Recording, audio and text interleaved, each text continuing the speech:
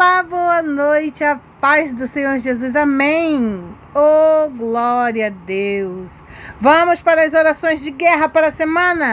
Nós oramos na segunda-feira, na terça, na quarta, na quinta, na sexta, no sábado e hoje é domingo. Vamos declarar vitória declarada em nome de Jesus. É o tema da nossa oração de hoje. Romanos capítulo 8, versículo 37 diz: em todas estas coisas somos mais do que vencedores. Eu quero que você repita: em todas essas coisas que vivo, sou mais que vencedora em Cristo Jesus. Amém. Declare em nome de Jesus. Vamos orar? Eu declaro vitória sobre esta semana. Toda batalha enfrentada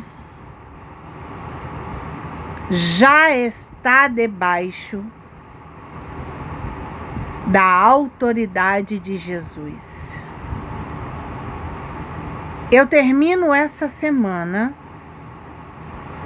e inicio uma nova semana com mais experiência, mais fortalecida, mais renovado do que quando comecei este propósito. Agora você declara: em Cristo eu sou mais que vencedora. Amém. Amém? Amém. Glória a Deus. Quero iniciar o devocional alertando vocês sobre algo muito lindo. 6 sinais de que o Espírito Santo de Deus habita em você. Vamos lá? Reconheça os sinais em você. Muita gente acha que tem o Espírito Santo apenas porque sente algo em um culto, uma emoção. Mas a Bíblia mostra sinais muito mais profundos. Veja se esses sinais estão presentes na sua vida. Número 1. Fé verdadeira em Jesus. 1 João capítulo 5, versículo 1. Todo aquele que crê que Jesus é o Cristo é nascido de Deus. O primeiro sinal é crer em Jesus como Senhor e Salvador. Você crê? Glória a Deus. Essa fé não é apenas intelectual. É uma confiança real que leva o coração a depender de Cristo. Número 2, convencimento e luta contra o pecado. João capítulo 16, versículo 8, diz assim: quando ele vier, convencerá o mundo do pecado, da justiça e do juízo. O Espírito Santo é que convence o coração do pecado. Por isso, quem tem o Espírito não vive em paz com o pecado. Existe tristeza quando se erra e uma luta sincera contra a carne. Número 2. Amor pela palavra e pela oração. 1 Pedro, capítulo 2, versículo 2, diz assim: desejai afetuosamente, como meninos novamente nascidos, o puro leite espiritual, para que por ele vos seja dado crescimento para a salvação. Quem possui o Espírito Santo passa a desejar conhecer mais a Deus. Surge fome pelas Escrituras, vontade de orar e sede de comunhão com o Senhor. A alma começa a buscar o que antes ignorava.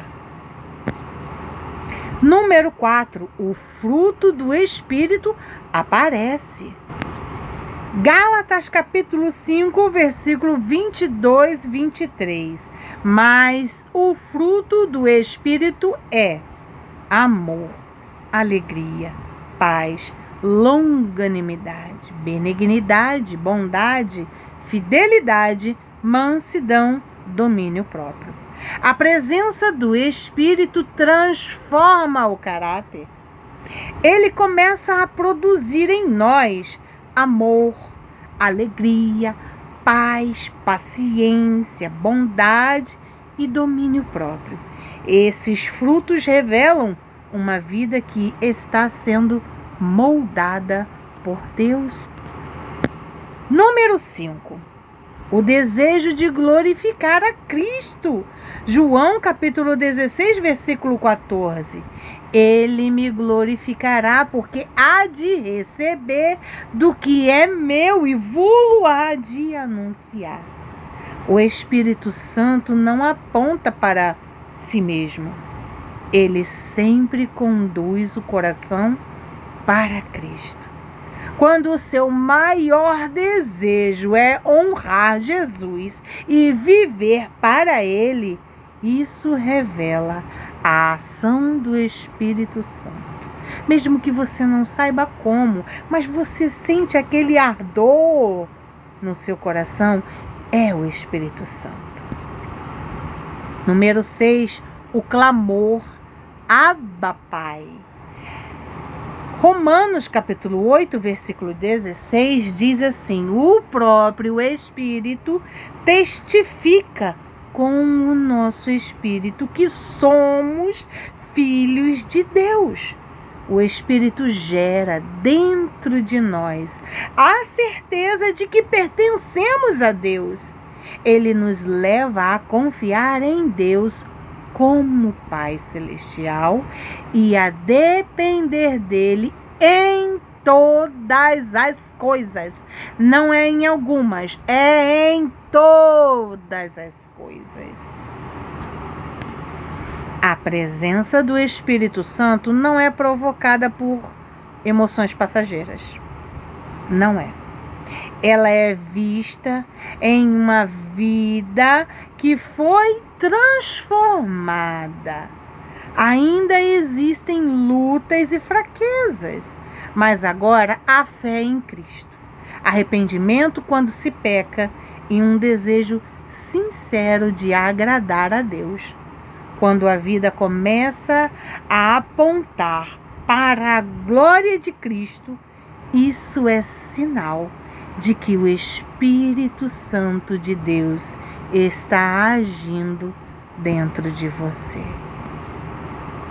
Se essa mensagem falou com você e despertou em seu coração o desejo de viver de santidade, pureza e fé genuína, eu quero que você comente isso com mais alguém. Eu quero que você fale isso, transmita esse recado para outras pessoas. Amém? Voltamos aqui para o outro devocional diário. 1 João capítulo 1, versículo 9 diz assim: se confessarmos os nossos pecados, Ele é fiel e justo para nos perdoar os pecados e nos purificar de toda injustiça. E quem é que nos convence dos nossos pecados? O Espírito Santo. Pecou? Pegue na mão de Cristo e levante-se. Romanos capítulo 3, versículo 23. Todos nós pecamos, mesmo depois de conhecer a Cristo. Vamos ver o que está escrito lá? Aqui estamos.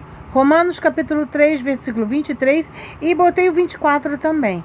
Pois todos pecaram e carecem da glória de Deus, sendo justificados gratuitamente por sua graça, mediante a redenção que há em Cristo Jesus.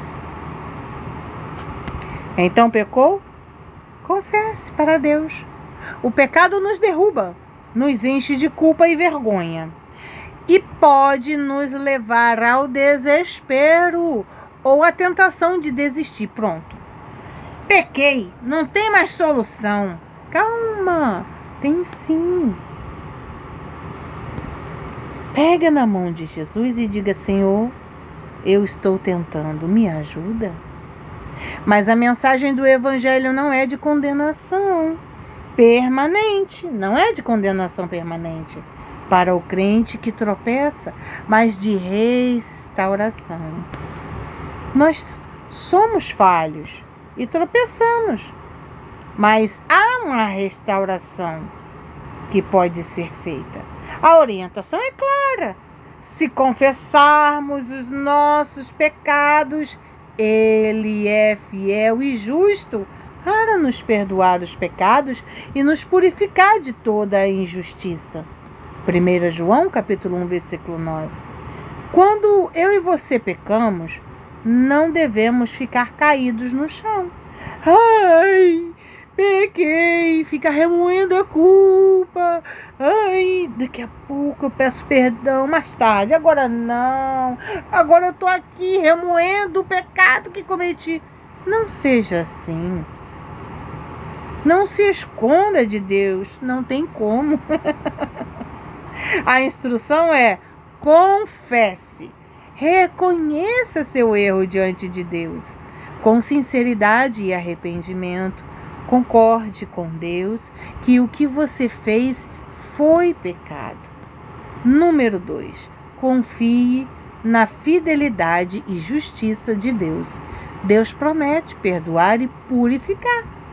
Sua fidelidade significa que Ele cumpre suas promessas. Sua justiça significa que, por causa do sacrifício de Cristo, que pagou pelo nosso pecado, Ele pode perdoar justamente aqueles que confessam.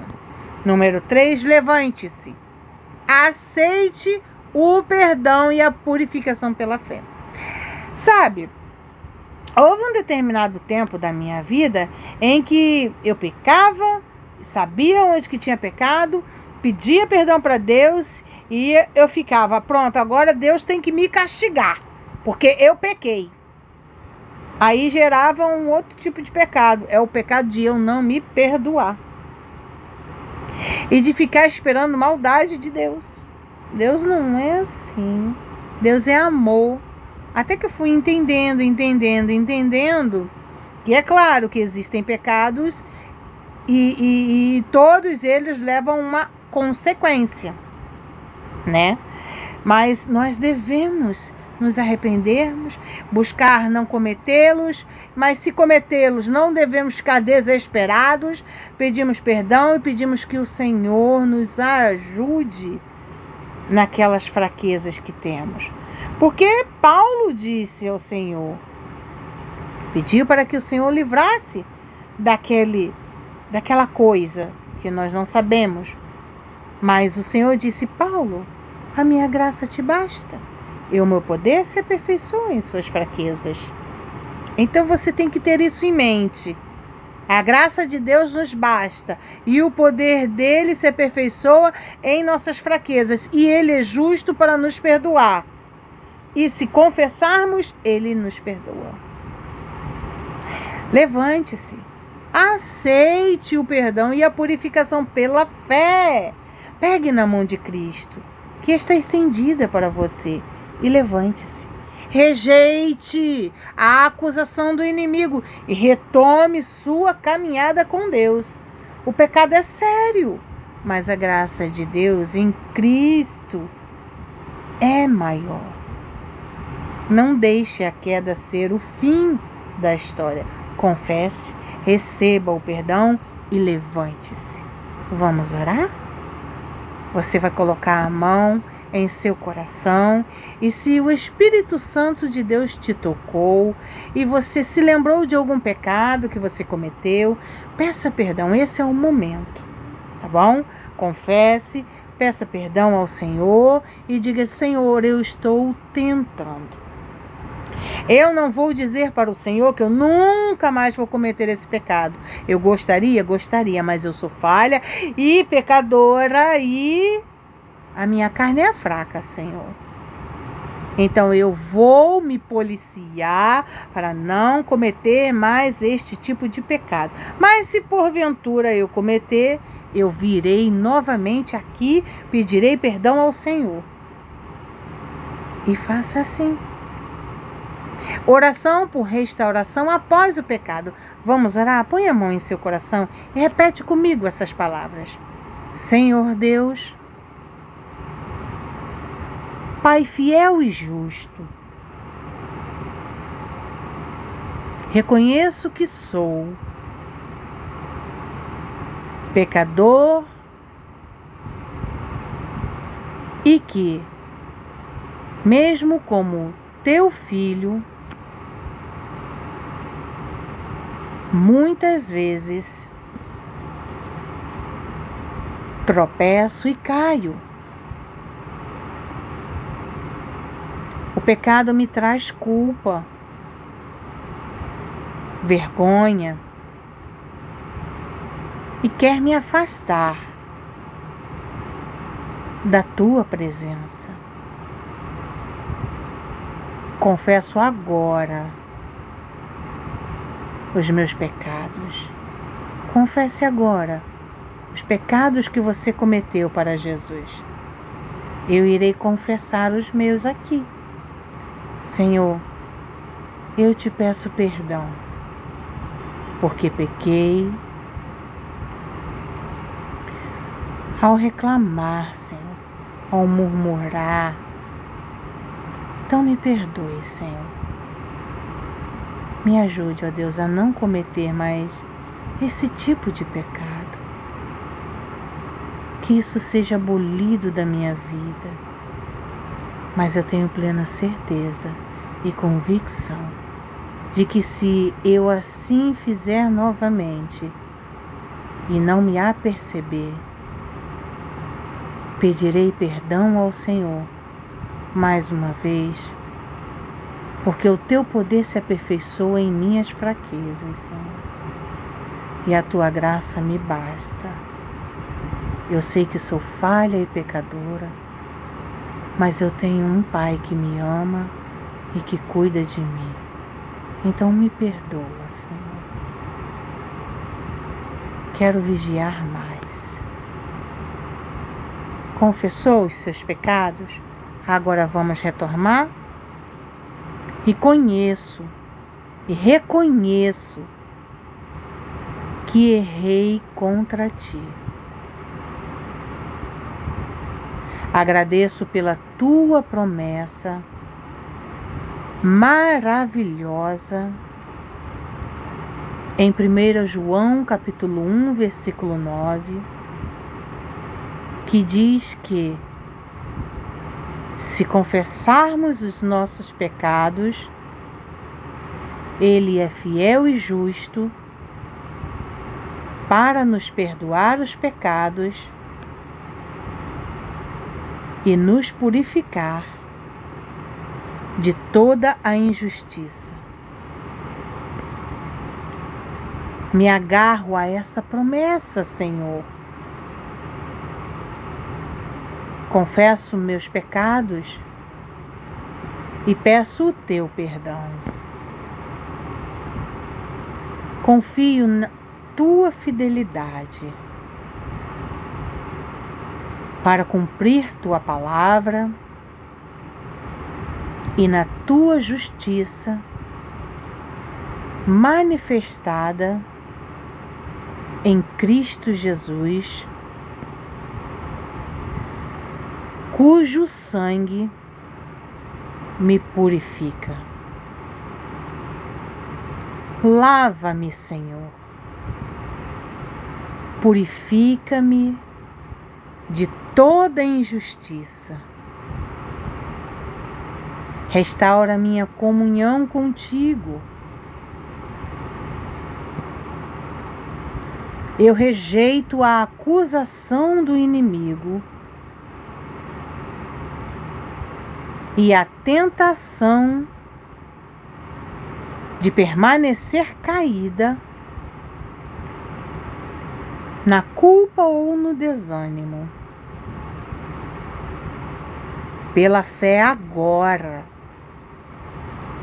pego em tua mão estendida e me levanto. Ajuda-me a aprender com meus erros, a vigiar e a orar para não cair novamente e a seguir em frente na tua força e graça. Obrigado pelo teu perdão restaurador. Em nome de Jesus eu oro. Amém e amém. Que o Senhor te abençoe. Que o Senhor faça resplandecer o seu rosto sobre ti e te conceda a paz. Amém? Até amanhã, se Deus quiser.